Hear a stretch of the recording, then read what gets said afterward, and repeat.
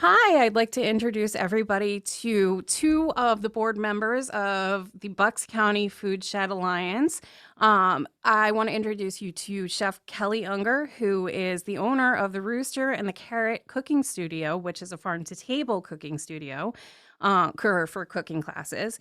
And then she's also the market director at the Doylestown Farmers Market and the director of Bucks County Foodshed Alliance, along with Joni Garcia, who is joining us as well, who is one of the directors of Bucks County Foodshed Alliance.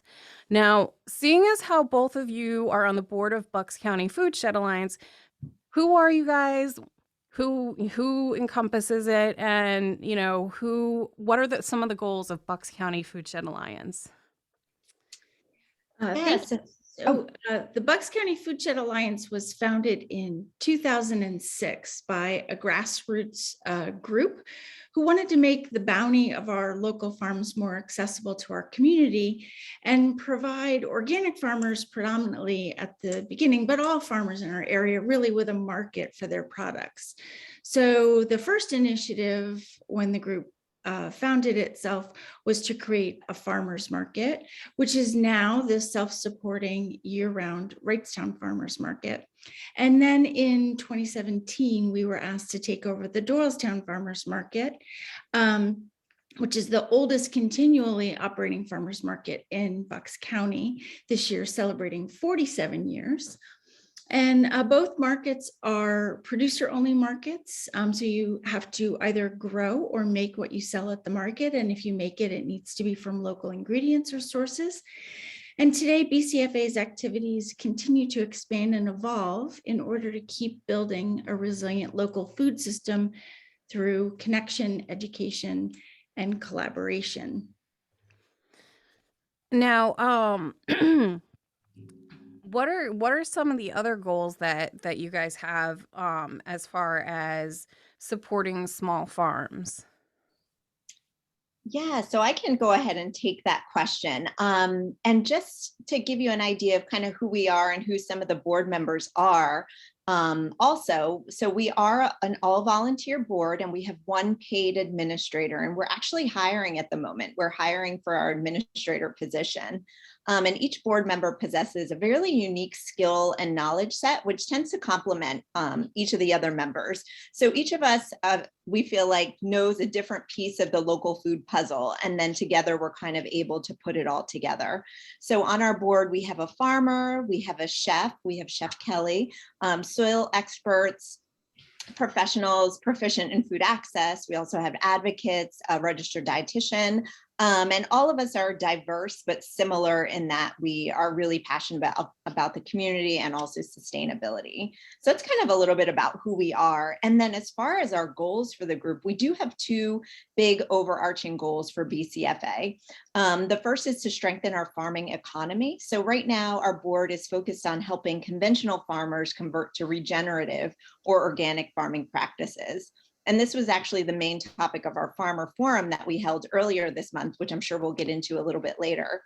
And then secondly, we're focused on improving the availability of local, healthy, sustainably grown food for all members of the community. And this is accomplished in a variety of ways through our farmers markets, through farm tours, educational programs, and also our food access initiatives. Now, off of that, I will say that I know that one of the big trends right now is just, becoming more green. What are, and that would correlate with your educational programs, I would believe. Do you offer, classes to individuals who are trying to learn how to, farm as well? Well, not specifically who are trying to learn how to farm, because we have a lot of great community resources to do that. Del Val University for one, but our farmer forum that we just had brings our farmers together. We have that every year, and as Joni just said, we just had our annual farmer forum, and we had a guest speaker from Rodale talking about how to help farmers who are conventionally farming using minimal spraying or that kind of thing, transition to becoming organic or regenerative, and how that really will improve their bottom line. So that was the main topic this year of our farmer forum. So we have that every year. And we do offer educational programs. Some years we have them every month, and some years we have them periodically, like quarterly throughout the year, for gardening programs, food security, food independence programs, things like that. We also have a small farmer grant program, which we're really excited about. And our grant program helps local sustainable farms expand their businesses, enabling them to be more efficient and productive. So they must be an existing farm, and our grant can help them with things like small capital improvements, like building hoop houses, or chicken coops, or critical equipment that they need, and a wide variety of other things that they need to grow their farm, and maybe even become more regenerative. If they didn't start out that way, they want to move towards organic regenerative agriculture to help them get there. And then we also offer summer farm tours every year. So in the months of June, July, and August, we gather the community on various farms throughout the area. And, we have the farm owner tour them through the property. And, of course, if they have animals on the property, which 90% of them do, you get to see all the different animals and learn how they approach farming, specifically to what they do. And those are always really fun. And we have a potluck dinner that goes with that. And so it's just really nice community building, and a chance for the community to get on the farm and learn more about the farmer, connect with the farmer in a much deeper way.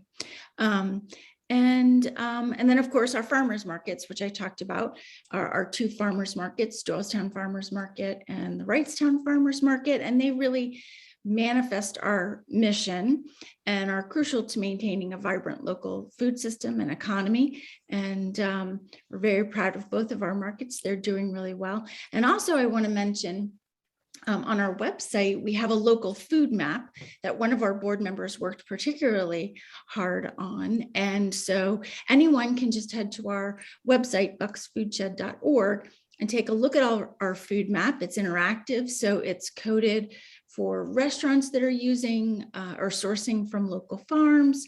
You can find farmers markets, you can find CSAs, you can find farms that have on-farm markets and things like that. So it's a really great resource for the community. Now this, I love that you mentioned CSAs. I might, circle back to that later, but this is for you, Kelly, specifically. What drove you to become a key member of the Bucks County Foodshed Alliance, and how do you, as a chef, add to the Alliance's efforts with your culinary skills and how, your history in the culinary world? Well, so I got involved. I first got involved by doing a chef demo at the Wrightstown Farmers Market, and then met a couple of board members there, and was asked to join the board. And after much consideration, I did, just because of the time that it takes and so forth. And so I joined the board in 2016 it was, and we at that time we were just been asked to take over the Doylestown Farmers Market, and as a new board member, I didn't have a committee assignment yet, and so we were talking about the farmers market, and all right, so who is going to oversee this farmers market? And sort of everybody looked at me and said, well, Kelly, you're a chef, so surely you would want to, that might be something you'd be interested in. And I was like, oh, I guess that sounds good. I mean, at the time I hadn't opened up the Rooster and the Carrot yet. I was teaching cooking classes, but I was doing that somewhere else. And so I thought, yeah, well, that seems like a really good fit. I've never run a farmer's market before, but we had a market manager, et cetera. So I thought, what the heck? So I did that and didn't realize how much work goes into running a farmer's market. But so I had to hire a new market manager because the other one had left, and sort of like it was a sink or swim kind of baptism by fire, I guess, really, of how to run a farmer's market. But I thoroughly enjoyed it and have been able to put my sort of own stamp on the market. The current market manager that we have now, Alex Dadio, she's absolutely fantastic and brilliant. And so we work so well together. So the two of us have put our stamp on the market as far as cultivating the correct vendors that will adhere to the mission of the Foodshed Alliance. But I think, so finding those vendors it's been helpful to be a chef to find those vendors as far as, you sort of know who knows what they're doing and doing it the right way. But I think because I teach cooking classes and I'm talking to consumers all the time about where they are on their food journey. Everybody wants to eat healthier. Oftentimes they don't really know how or what. And so my cooking classes, being farm to table, is kind of a draw for that. And so I think I also, if they don't know about our two farmers markets, I help drive them to the farmers markets, but then educate them about the nutritional benefits of the produce that they're likely to see at the markets. And I just feel like I'm kind of a connector on the board with connecting people to the produce and encouraging them to ask farmers questions, but also giving the farmers feedback as well, because I know what people are sort of interested in eating or willing to try. I get that feedback in my cooking classes all the time. But then our farmers, when they want to maybe try growing a new crop or something, then they know they can count on me to support them with recipes at the market. I also write our Doylestown Farmers Market newsletter, and I always have recipes in there every week. So they know that they can count on me to support them with recipes for whatever crop they're growing and help educate the customers and encourage them to go ahead and try a new vegetable or whatever it is. And at the end of every season, we always survey our customers to find out what they'd like to see next at the farmers market. And actually this year, it was great to see that they wanted to see different types of vegetables at the market, which is awesome. So I think that, again, our farmers know that they can count on me to help the customers with recipes and give them that feedback that this is what the customers want, so they can feel confident enough to put their time and energy and money into growing different crops. So I sort of feel like that's where I help out the most. That's exciting because I know for me, like as somebody who's a home chef, when I do get time to actually cook, I love using, ingredients that are outside the box and, CSAs and farmers, small farms and, they offer things like that where they'll throw in something that's like unusual. So I love the idea that, you have farmers that are coming to you for that. Now off of that, you also give advice and talk a lot about farm to table on the radio. So I wanted to bring up that you're also on the radio yourself with I forgive me, but I believe it is WDVR. Yeah, WDVR. It's 89.7 FM. WDVR. So every Monday, my show was just on at 3:00. I'm part of Let's Talk, and my particular show is the Farm to Table Report. So when the farmers market is in season, of course, I'm telling you each week what you're going to see at the farmers market. And then in the off season, I'm talking about cookbooks and different recipes and different cuisines. I'm a cookbookaholic and a francophile. So I like sharing my different cookbooks that I have. I probably have close to 200 cookbooks. So wow. I was like opening up one and saying, all right, let's talk about this recipe or this cuisine or whatever. Today, actually, on my show, I was talking about spring foraging. So I was talking about, just as you're taking a walk, the different edible wild edibles that you're likely to see just taking a walk. So dandelion, magnolia, violets, things like that. So yeah, so WDVR lets me talk about, food for about 20 to 30 minutes every Monday, which is awesome because, it's hard to shut me up. Hey, I like it when people can talk. Yeah. Now, you both have had a lot of success with the Bucks County Foodshed Alliance, and including the 81, 52, and 6, which was 81 farms, right, that are participating, Mhm. uh, 52 farm tours, and 6 small farm grants. So why don't you tell us a little bit real quick about, that? Yeah, so well, we have a variety of successes that we've been fortunate for. And you had mentioned our small farm grants, and we recently awarded a small farm grant to First Fruit Farm. And what they're going to be doing is adding a mobile chicken coop to their operation. So we're really excited to hear, what's coming with that and how that shakes out. But some of the other successes that we're really proud of include, having our two really wonderful self-sustaining farmers market. We have the Doylestown Farmers Market that Kelly, mentioned, and then also we have our Wrightstown Farmers Market. And one thing that is also really great is that both of these markets were recently authorized to accept SNAP EBT benefits or food stamp program benefits. And Doylestown started accepting them last year, and they continued through the winter, and they're going to continue into their spring and summer markets. And then Wrightstown recently got authorized to accept EBT, and they're going to start accepting it for their summer markets.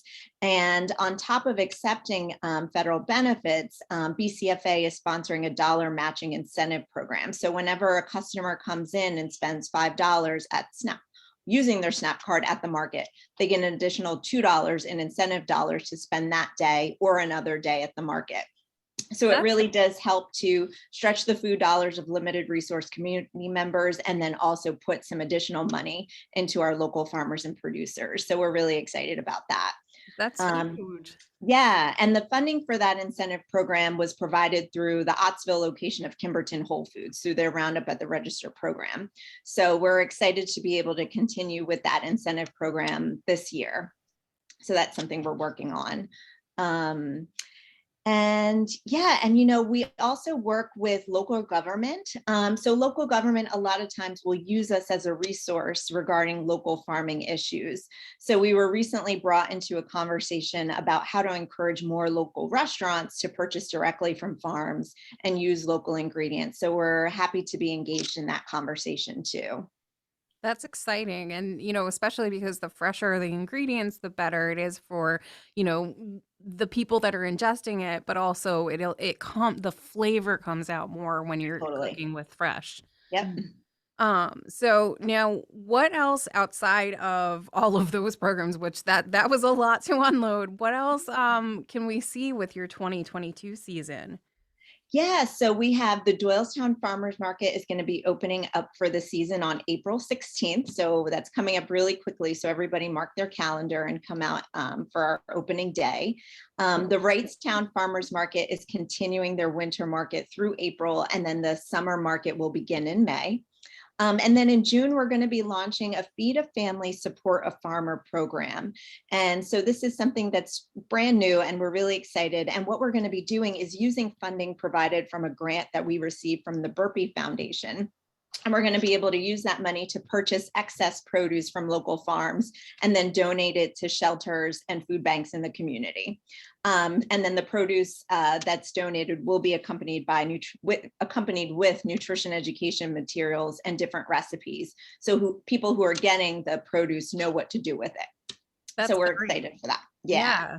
Especially for people who are food insecure. That's wonderful. Yeah, we're really working a lot on our food access initiatives and making sure, all members of the community, no matter your income level, have access to healthy local foods, because it really is just so much healthier for you.